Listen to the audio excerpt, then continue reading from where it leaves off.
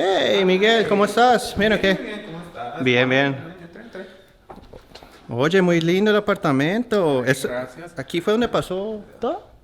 Sí, tengo una silla en la ventana, ¿está bien? Sí, no, está bien ahí para la entrevista, está muy bien. Ok. Oye, noto un acento diferente. ¿De dónde Sí, eres? ay, perdón, soy de Centro California, no hablo español muy bien. No, no te Soy un poquito preocupes. pocho. Ay, Sí, mi mamá vive al norte. ¿Quieres algo de tomar? sí, porfa, gracias. ¿Agua? ¿Está bien? Agua está perfecto. Está bien, me gusta la silla. Aquí te vamos a entrevistar. Sí. ¿Puedo hablar en inglés? Si se te hace más fácil, sí, dale. Sí, nomás que I don't wanna miss anything, and como te dije, soy un pocho. Bien, dale, yo pongo subtítulos. Um, yeah, my dad was a pastor, and he was killed when I was younger, and I lost my faith because of it. I didn't want anything to do with the church. I was angry with God. I was angry with the situation, and it just reminds me of what my grandma used to say. She had a saying, "Cuando te alejas de Dios, te acercas al diablo." You know, when you distance yourself from God, you're getting closer to the devil. And looking back, I mean, I see what she was talking about. I got into a lot of trouble when I was younger, after my dad was killed, and I hit rock bottom. I found myself homeless on the streets, addicted to drugs. I needed help, and the only person I could call was Alejandra. To be honest, I didn't want to call her. I didn't want to call anybody. Especially her, my only friend. I didn't want her to see me like that. But I did. And like an angel, she comes in, she picks me up, she brings me to her home, invites me into her home, has clothes waiting for me, says I can sleep here. She gives me food.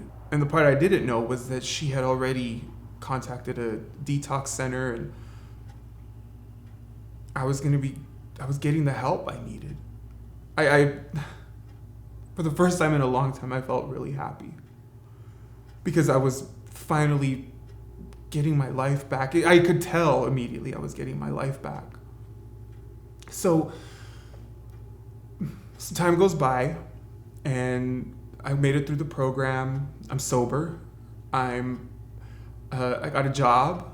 Alejandra's letting me stay with her, letting me live with her, and I'm contributing. I'm paying bills, and things are looking really good.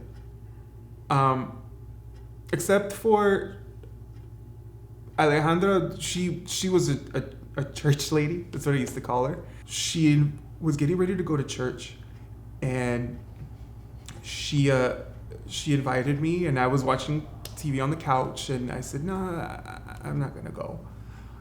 And she walks out the door, and it's not even 3 seconds that she had walked out, and I hear this loud bam, bam, bam on the door, and I'm like, "Oh, okay, did she forget something? Did she forget her keys?"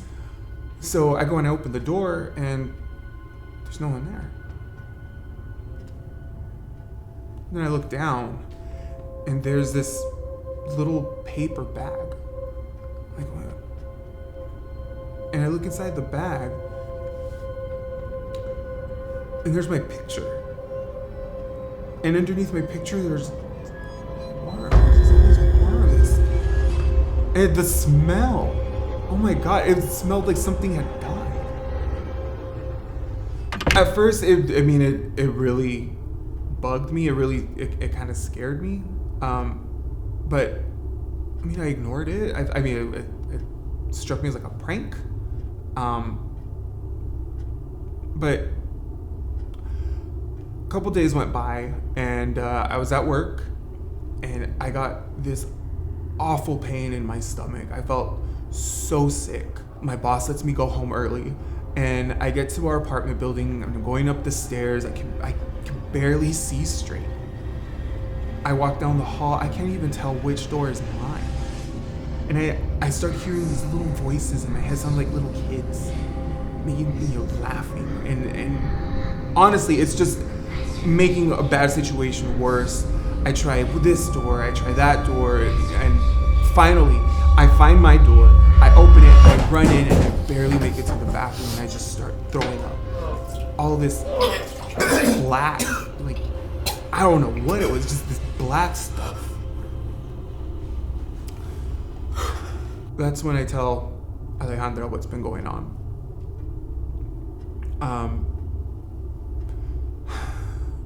She was the first person that said it might be Brujeria. She said somebody might be trying to put a curse on me, and I don't know who. Somebody from my past, maybe.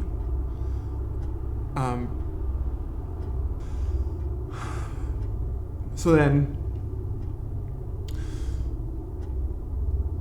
I remember it so clearly. I'm asleep on the couch, and all of a sudden, I hear the front door of my apartment open.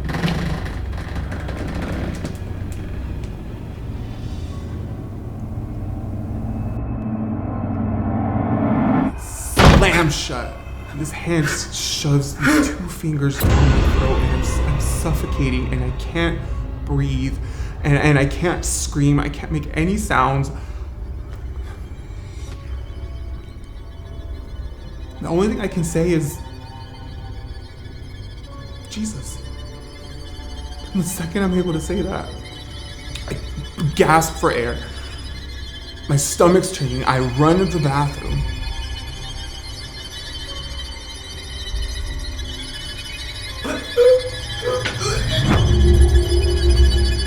Oh my God, are you okay? So then I tell Alejandra about that. She immediately decides to call the pastor.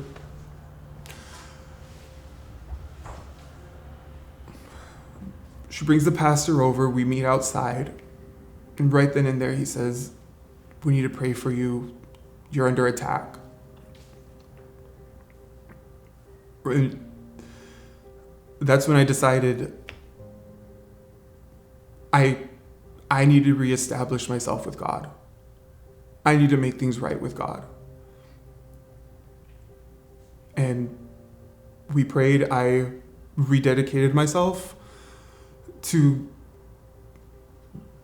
Jesus. Honestly, I don't know who would do this to me. I'll probably never know. But what I do know is you gotta have faith.